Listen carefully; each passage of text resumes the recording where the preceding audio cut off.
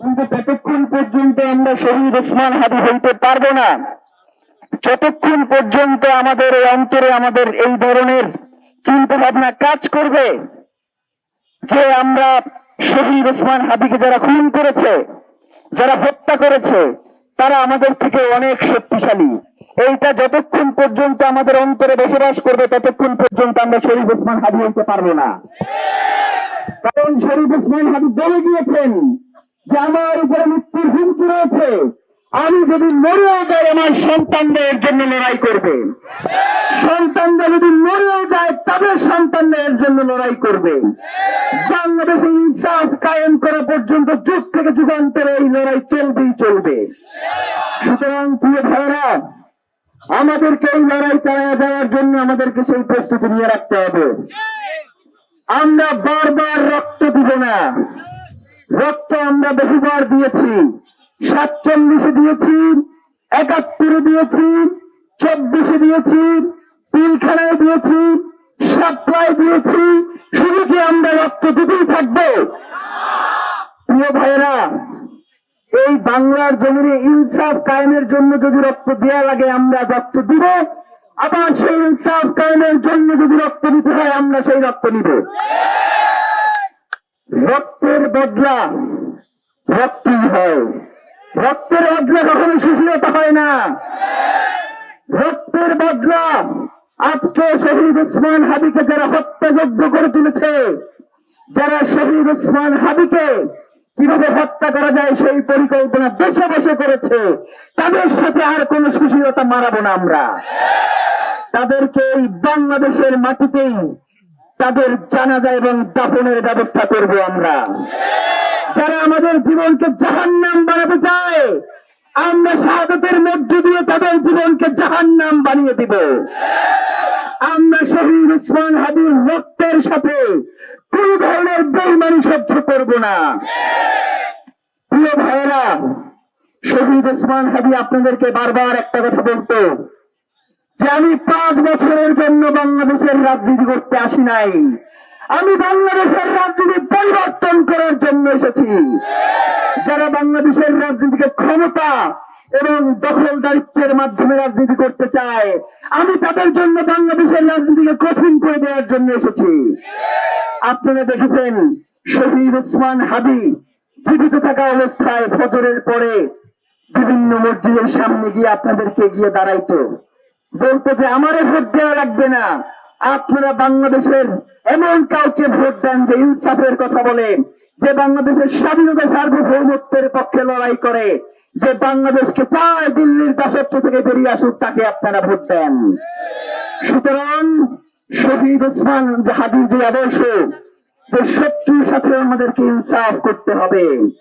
অনেকেই আমাদেরকে ভুল বুঝান যে শহীদ ওসমান হাদি এইটা পছন্দ করতেন না, শহীদ ওসমান হাদি এই কাজ করতেন না। আমরাও বলি শহীদ ওসমান হাদি যেই কাজ করতেন না আমরাও সেই কাজ করব না। শহীদ ওসমান হাদি সহিংসতা পছন্দ করতেন না।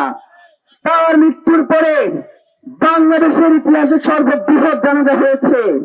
এই 12, 14, 15 লাখ লোককে যদি আমরা বলতাম যে শহীদ ওসমান হাদির রক্তের বদলা নিয়ে আপনাদেরকে এই ঢাকা শহর ছাড়তে হবে, তারা তার রক্তের বদলা নিয়ে এই ঢাকা শহর ছাড়ত। কিন্তু আমরা তাদেরকে বলেছি যে কোন ধরনের সহিংসতার মধ্যে আমরা যাব না, আমরা বাংলাদেশকে স্থিতিশীল রাখতে যা যা করবার দরকার হয় আমরা তাই করব। কিন্তু আমরা দেখতে পাচ্ছি যে বাংলাদেশে সুশীলতার নামে বাংলাদেশে কিছু গোষ্ঠী যারা নির্ধারিত লোকদের নিয়ে বিভিন্ন জায়গায় স্যাবোটেজ করে শহীদ ওসমান হাদির যে লড়াই, তার যে সাংস্কৃতিক লড়াই, তার যে ইনসাফ কায়েমের লড়াই, সেটাকে লঘু করবার জন্য বিভিন্ন জায়গায় স্যাবোটেজ করা হয়েছে। এবং প্রতি সময়ে আমরা দেখতে পাচ্ছি যে তারা শহীদ ওসমান হাদির যে আদর্শ, সেই আদর্শকে বিলীন করে দেওয়ার জন্য বিভিন্ন ভাবে মিডিয়া, সোশ্যাল মিডিয়াগুলোতে তারা প্রপাগান্ডা চালাচ্ছে। আমরা আপনাদেরকে বলে দিতে চাই, শহীদ ওসমান হাদি বাংলাদেশের জন্য এমন এক নক্ষত্র, শহীদ ওসমান হাদি বাংলাদেশের জন্য জুলাইয়ের এমন এক প্রাণ। আপনারা যতই চেষ্টা করেন না কেন শহীদ ওসমান হাদিকে আপনারা কোনোভাবেই জনতা থেকে বিচ্ছিন্ন করতে পারবেন না। শহীদ ওসমান হাদি আবাবিল হয়ে আসমান থেকে বাংলার জমিনে নেমে আসবে। শহীদ ওসমান হাদি এই ইনকিলাব বাংলাদেশের মানুষের স্বাধীনতা সংগ্রামের কথা বলবে, তাদের জুলাইয়ের কথা বলবে, ইনসাফের কথা বলবে। এই যে মায়া, আমার মা এবং বোনেরা, শহীদ ওসমান হাদির মা এবং বোনেরা এই পেছনে এসে দাঁড়িয়েছে, তারা আমাদেরকে বলছে যে আমাদের সন্তানদেরকে যদি এর জন্য রক্ত দিতে হয়, আমরা তার জন্যই এখানে এসে দাঁড়িয়েছি। প্রিয় ভাইয়েরা, একটা কথা আপনাদেরকে মনে করিয়ে দেই যে আপনাদের এই মিডিয়ার সামনেই শহীদ ওসমান হাদি বারংবার বলেছে যে বাংলাদেশের জমিনে আমরা দেখতে পাচ্ছি, আমরা যদি এই জুলাইকে যদি আমরা বাঁচিয়ে রাখতে না পারি, তাহলে বাংলাদেশের আকাশে এমন অন্ধকার আসতে পারে যেটা আমাদের জন্য সেই অন্ধকার থেকে আলোর মুখ দেখা অসম্ভব হয়ে পড়তে পারে। প্রিয় ভাইয়েরা, শহীদ ওসমান হাদি রক্ত দিয়েছেন, আল্লাহ তাকে শাহাদাত কবুল করেছেন। আমরা আশা রাখছি আল্লাহ যদি আমাদেরকে শাহাদাত কবুল করে, তবুও বাংলার জমিনে ইনসাফ লড়াইয়ের এই লড়াই আপনারা চালিয়ে যাবেন, আপনারা বাংলার জমিনে ইনসাফ কায়েম করেই ছাড়বেন ইনশাআল্লাহ। আজকে আমরা এখানে সকলে দাঁড়িয়েছি একটা শপথ পড়বার উদ্দেশ্যে। আমরা প্রতিনিয়ত শপথ পড়ি এবং ভুলে যাই। মাহমুদুর রহমান একটা কথা প্রায় বলেন যে বাংলাদেশের মানুষ, এই বাঙালি মুসলমান বারংবার রক্ত দেয় এবং এরপরে ভুলে যায়, তার আর মনে থাকে না। আমাদেরকে আর ভুলে গেলে চলবে না। শহীদ ওসমান হাদিরা যদি এই রক্ত দিয়ে বাংলার জমিনে ইনসাফ কায়েম করতে না পারে, তারা যদি দিল্লির দাবিদারির কাছে মাথা নত করে, তাহলে বাংলাদেশের স্বাধীনতা সার্বভৌমত্বকে টিকিয়ে রাখা যাবে না। আপনাদের সবাইকে সেই গোলামীর জিন্দির পরে বসে থাকতে হবে। আমরা চাই শুধুমাত্র ইনকিলাব মঞ্চ নয়, শহীদ ওসমান হাদির মাথায় গুলিবিদ্ধ করে শুধু শহীদ ওসমান হাদিকে হত্যা করা হয় নাই, তারা বাংলাদেশের মাথায় গুলি চালিয়েছে, তারা বাংলাদেশের মস্তিষ্ককে নাই করে দিতে চেয়েছে। বাংলাদেশ জুলাই পরবর্তী যে মাথা উঁচু করে দাঁড়িয়েছে, তারা সেটাকে নস্যাৎ করে দিতে চায়। তারা কোনোভাবেই চায় না যে বাংলাদেশের সার্বভৌমত্ব বিশ্বের বুকে মাথা উঁচু করে দাঁড়াক, যার জন্য তারা আপ্রাণ চেষ্টা করে যাচ্ছে। আমরা এও জানছি যে তারা আমাদের ভাইদেরকে হত্যার জন্য এখন বিভিন্নভাবে প্রচেষ্টা করে যাচ্ছে। আমি আপনাদেরকে জানিয়ে রাখি যে কোনোভাবেই শহীদ ওসমান হাদি কেন, আমাদের প্রত্যেককে যদি মেরে ধরা হয়, তবুও বাংলার জমিনে একজন যদি জীবিত থাকে, সেই ইনসাফ কায়েমের জন্য এই লড়াই চালিয়ে যাবে। ভাইরা,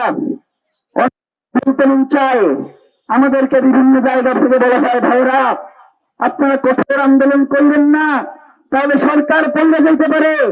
আমাদের এই কঠোর আন্দোলনের কারণে যদি সরকার পড়ে যায়, তাহলে তো সরকার ঠিকই নাই, সেটা পড়ে যাওয়াই উচিত। সরকারের যদি এই সামান্য আমাদের এই বক্তব্যই যদি সহ্য না হয়, তারা যদি এই সত্য পরিসরের মানুষগুলোকেই মনে করে তারা হুমকি, যে মানুষগুলো বাংলাদেশের স্বাধীনতা সার্বভৌমত্বকে টিকিয়ে রাখতে চায়, তাদেরকে যদি তারা হুমকি মনে করে, তাহলে আমরা মনে করছি যারা এখন সরকারে রয়েছে তারা বাংলাদেশের স্বাধীনতা সার্বভৌমত্বের শত্রু, তারা বাংলাদেশের ইনসাফ কায়েমের শত্রু, তারা বাংলাদেশের স্থিতিশীলতার শত্রু। সুতরাং আমরা ইনকিলাব মঞ্চ আপনাদেরকে জানিয়ে দিতে চাই, আমরা গতকালকে আপনাদের মাধ্যমে 3 দফা ঘোষণা করেছি। এখন পর্যন্ত আমাদের কাছে এর কোন সুনির্দিষ্ট ব্যাখ্যা এসে উপস্থিত হয় নাই। 90 দিনের কথা বলা হয়, আরে হারামজাদা তুই ক্ষমতায় আসিস 30 দিন, তুই 90 দিনের কি বিচার করবি বেটা? পঞ্জীয়ন করো। 90 দিনের কথা বলে আগামী 30 কার্য দিবসের মধ্যে দ্রুত বিচারিক ট্রাইব্যুনালের মধ্য দিয়ে আন্তর্জাতিক গোয়েন্দা সংস্থা যারা পেশাদারী এবং নির্ভরযোগ্য, তাদের মধ্য দিয়ে শরীফ ওসমান হাদির খুনের সাথে যারা জড়িত রয়েছে তাদেরকে গ্রেফতার করে আগামী 30 কার্য দিবসের মধ্যে বিচার নিশ্চিত করতে হবে, কোনো হাঙ্কি পাঙ্কি চলবে না। প্রিয় ভাইয়েরা, আমরা বলেছি, আমাদেরকে এখনো বিভিন্ন মাধ্যম থেকে জানানো হয় যে শহীদ ওসমান হাদিকে যারা হত্যা করেছে তারা এই দেশেই রয়েছে, এবং আমাদেরকে বলা হচ্ছে যে 25 তারিখে সকলে জনাব তারেক রহমান দেশে আসবেন, তার জন্য জনগণ তৈরি হয়ে থাকবেন। এই সময় এই সন্ত্রাসীদেরকে বাহিরে পাঠানোর একটা প্রক্রিয়া চলছে। আমরা বাংলাদেশের জনগণকে সাথে